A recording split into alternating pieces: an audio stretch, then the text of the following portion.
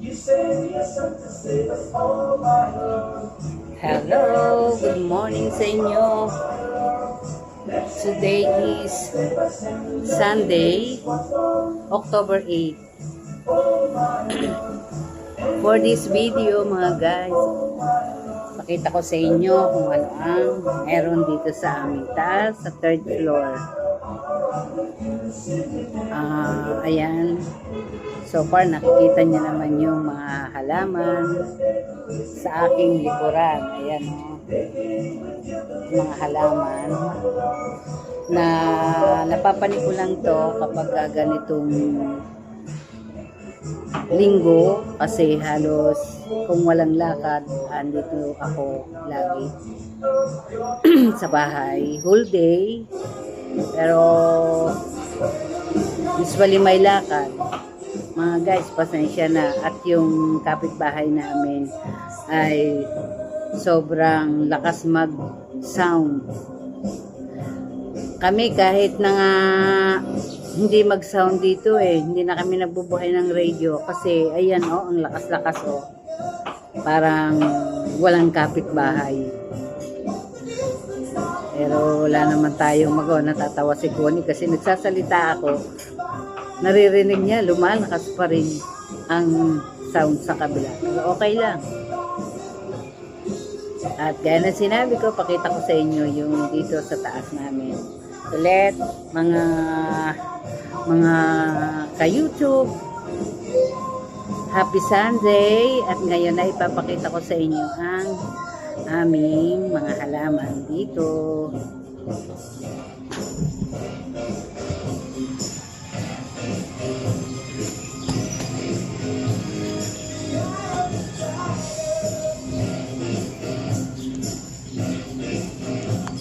Ayaw umayos mga guys. Try natin. Ayan. Okay. Siguro marami sa inyo nakita naman na to. Pero sa YouTube, ngayon ko lang to ipapakita. Since nabaguhan pa nga lang ako sa YouTube, at ako naman na isa ring plantita. Ayan po ang mga halaman namin na ang lahat ng ito ay naitanim namin during pandemic time, yung mas marami. Ito si maliit na variety ng green emerald. At ito po ay nabili ko pa sa Tagaytay nung nag-staycation kami. Makapal na siya, very lush. Hindi siya mahirap alagaan. At sa taas niya ay ang aming bougainvillea. Hindi nga lang season ng kanyang mga bulaklak ngayon, pero kahit paano meron pa rin naman. Ayan. 10 years na siya dito sa amin.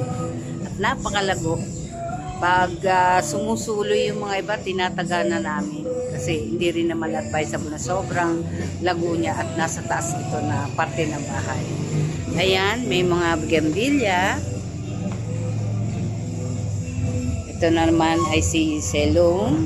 Sayang yung Selum namin noon. Ang laki-laki. Kinat namin. Hindi pala maganda yung gano'n. Namatay totally. Si Peace Lily. Ayan. At ang aming si Red Congo Philodendrons na very last na rin. Ayan. Mga guys, kapag ang halaman hindi na bibisit lagi, nagiging malungkot sila. Kagaya nito si Birkins namin, lumiit na lang lumiit. Ayan. Ayan mga caladium pa rin. Philodendrons pa rin. Naliliit, nagliitan. Ayan. Nung pauwi-uwi kami ng bukid, napabayaan si halaman. Pero anyway, magaganda pa rin naman sila. Nagbibigay sigla pa rin naman sa bahay. Ayan. Eto sabi nila si Oliva daw. Ayan. Ito ang aming maliit na variety, ibang variety ng gumamela, nando sa kabila, magandang bulaklak niya. Ayan.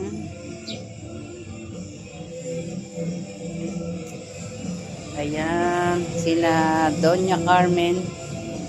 Aglo ba to mga guys? Nakalimutan ko na rin. Ayan, sina Alocasia. Si another bamboo. Bamboo, Japanese bamboo. At yung malaki naming fortune. Ayan. Sana tahimik din paminsan-minsan yung aming kapitbahay. Ayan. Ito si Red Emerald. Kasi yung vine niya or yung stem niya ay kulay red. Ayan, yun lang ang pinagkaiba. At very last din siya. Another bougainvillea. Ayan. Ang flower niya mga guys ay white. Ayan, ang white. Ang sipag din ito mamulaklak. Ayan. Bougainvillea. Okay. Ito. Si ano pa rin? Green Emerald. Meron kami ditong Black Majesty, Philodendrons na napakabagal naman lumago. Ito, ayan. Ito ay si Green Imperial. Baby medyo baby pa lang siya, bata pa kaya maliit pa siya pero napaka shiny rin naman niya, oh, mga guys. Oh. Ayan. O, eto naman si insulin. Gamot daw ito sa mga diabetic. Kala ko stop na yung music sa kabila mga guys. Hindi pa rin pala. Ayan, meron kaming atis. Ayan. Matagal na rin to. Namumunga rin siya pero usually ibon lang ang nauunahan tayo parati ng ibon. Ayan, meron din tayo mga bamboo. Malalago na rin. Ayan. So, punong-puno pa rin naman dito sa kabilang side. Mga peace lily. Halaman na makikita natin sa probinsya. Dati nga sa probinsya sampayan namin ito ng ng damit. Ayan oh. Namumulaklak din siya. Kulay pink ang bulaklak niya. At mga guys, meron din kami ditong nyog. Malago na rin siya oh. Bigay ng kapitbahay namin nung naglipat kami dito. So kung nasa probinsya yan, na siya, more or less 12 years na siya. Kung nasa probinsya, marami na yang naibunga. Ayan. Yan mga guys. Kapag nandito kami sa taas, kasama si Connie, ay dito kami nalilibang. Ayan. Dito kami nag-aalmusal. Kapag hindi nagmamadali. Ayan, dito sa kabilang side, si Doña Carmen. Talaga namang hindi nawawala yung ganda niya. Ito si Elephant Ear. Dati naging malungkot na to, lumago na ulit siya. Ayan. Ito, si Marian ata ito. Marian. Ayan, marami kami ditong mga yung drop plants. Spider. Ito si spider. Marami na siyang anak. Ayan. Ayan. Ito naman ang amin si Big Anthurium. Si malaki, si malagong Anthurium. Ayan. Nung dati nasa baba siya, kaya lang parang naghahanap naman ata siya na ibang lugar, so pinanik namin siya dito sa taas. Last time nakakita kami ng mga yung parang Merong dot-dot sa dahon niya. Sabi ko parang may sakit. Pero nung tinanggal naman yung dahon, ginipit na ni Connie, okay naman na siya. Ayan, at may bago siyang dahon na napakaganda. Okay, at ito ang aming namumulaklak na gumamela. Kakaibang gumamela to mga guys. Ang ganda ng bulaklak niya. Meron siya sa ibabaw. Pero yung may petals siya sa ilalim, yun yung parang native na gumamela. Pero nagtaka lang kami, merong nasa ibabaw pa. At ang ganda-ganda. Ayan. Ganon din naman ang pag-care sa kanya, kagaya rin lang nung gumamela natin. Ang kaganda ng ganda ng bulaklak niya. Ayan. Ulitin ko mga guys, pasensya na sa sound. At trip ng kapitbahay ang magmalakas ng sound.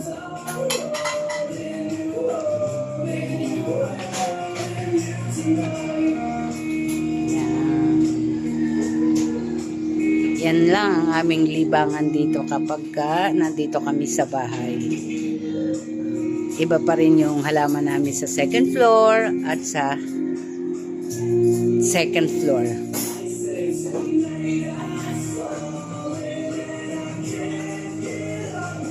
Okay.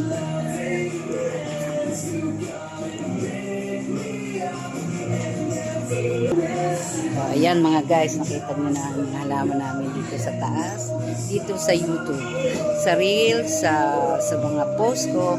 Matagal ko nang napapakita to. Pero this is my first time na ipinakita ko sa YouTube ang aming mga halaman dito sa syudad. Kahit na dito kami mga guys sa syudad, talagang hindi pa rin mawawala yung pagtatanim ng halaman. At talagang sobra kasing nakaka good vibes kapag marami kang halaman sa paligid. So, lagi po akong nagpapasalamat sa inyo guys sa panonood at sa pagsuporta sa aking mga posting sa Facebook, at ngayon po ay nag-start na po akong mag-YouTube. Mga guys, thank you for watching at sana po ay huwag niyo akong kalimutan na i-like ang aking mga posts at sana i-subscribe niyo na rin. Thank you guys and happy Sunday!